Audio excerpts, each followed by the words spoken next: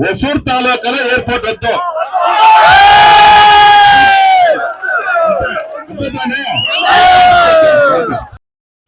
జై జవాన్ జై కిసాన్. ఈరోజు చాలా సంతోషంగా ఉంది. దేనికంటే ఒక రైతు కష్టం ఇంకొక సాటి రైతుకే తెలుస్తుంది అనే దాన్ని ఈరోజు నిజంగా రైతులు మరియు ఇతరులు అక్క పక్క ఉండే వాళ్ళంతాను ప్రూవ్ చేసేసారు. ఎందుకు ఈ మాట చెప్తానంటే ఇక్కడ రైతులు మా భూములు ఎయిర్పోర్ట్కి వెళ్ళిపోతాయి, మేము ఏం చేయాలని చెప్పి ఒక 1 మంత్గా చాలా కష్టపడుతున్నారు.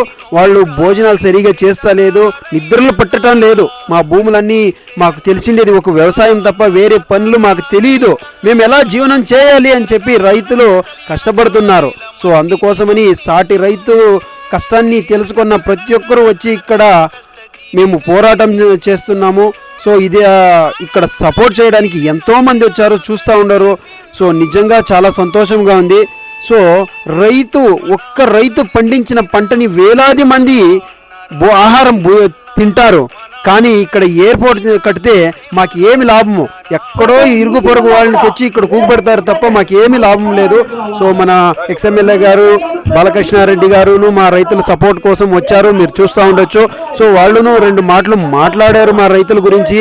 ఇక్కడ మాకు ఎయిర్పోర్ట్ వద్దు హొసూరు తాలూకాలో అని కూడా వాళ్ళు నోరారా చెప్పారు. అది మాకు రైతులకు చాలా సంతోషం వేసింది వాళ్ళు చెప్పింది మాట గురించి. సో చూడండి మా రైతుల ముఖాలు ఎలా వాడిపోయాయో, మా భూములన్నీ ఎయిర్పోర్ట్కి వెళ్ళిపోతాయి అని చెప్పేసి. సో నిజంగానే చాలా కష్టపడుతున్నారు. దయచేసి ఇలాగే సపోర్ట్ చేయండి. ముందుగా వచ్చే మీటింగ్లకన్నీ ఇంకా ఎక్కువ మందిని పిలుచుకోరండి, సపోర్ట్ చేయండి.